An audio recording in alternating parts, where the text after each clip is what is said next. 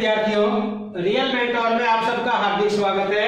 आज हम कक्षा 9 विषय हिंदी की पाठ्य पुस्तक क्षितिज भाग के काव्य खंड का अध्याय 11 जिसका शीर्षक है सवैये और जिसके कवि है रसखान।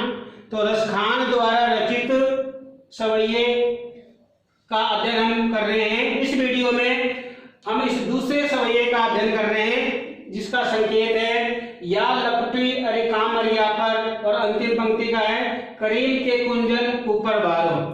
तो कवि इन पंक्तियों के माध्यम से क्या कह रहा है, इसका भावार्थ है कि कवि रसखान श्री कृष्ण के प्रिय वस्तुओं के प्रति अपना प्रेम दर्शाते हुए कहते हैं कि मैं श्री कृष्ण की लाठी और कंबल मिल जाने पर तीनों लोगों का सुख छोड़ने को तैयार हूं।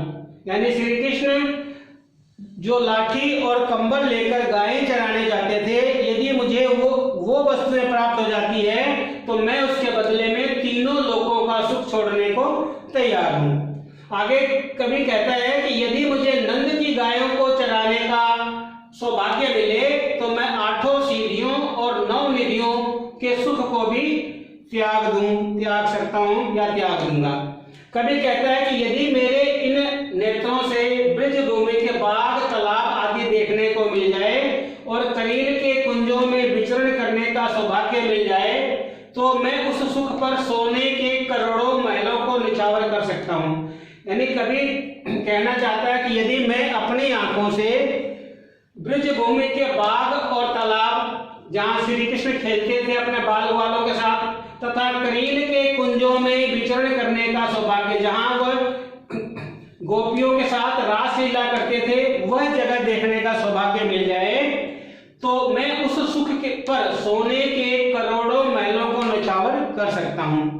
कवि रसखान कहना चाहते हैं कि मुझे अपने आराध्य श्री कृष्ण से संबंधित सभी वस्तुओं से जो सुख प्राप्त हो सकता है वो अन्य किसी वस्तुओं से नहीं मिल सकता। अर्थात सारांश यह है कि कभी श्री कृष्ण का सामिप्य पाने के लिए, उनकी निकटता प्राप्त पाने के लिए, उनकी भक्ति पाने के लिए संसार के सभी सुखों को न्यौछावर करने के लिए तैयार हैं। अब इसमें से कुछ प्रश्न पूछे गए हैं।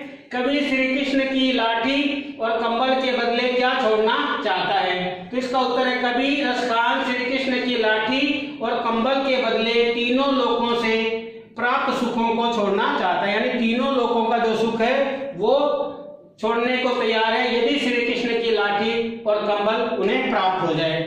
लपटी और कामरिया का क्या महत्व है? तो कवि रसखान के अनुसार श्री कृष्ण जब गायें चराने जाते थे तब वे लाठी, लपटी यानी कि लाठी, और कामरिया यानी कि कंबल, तो लाठी और कंबल साथ लेकर जाते थे।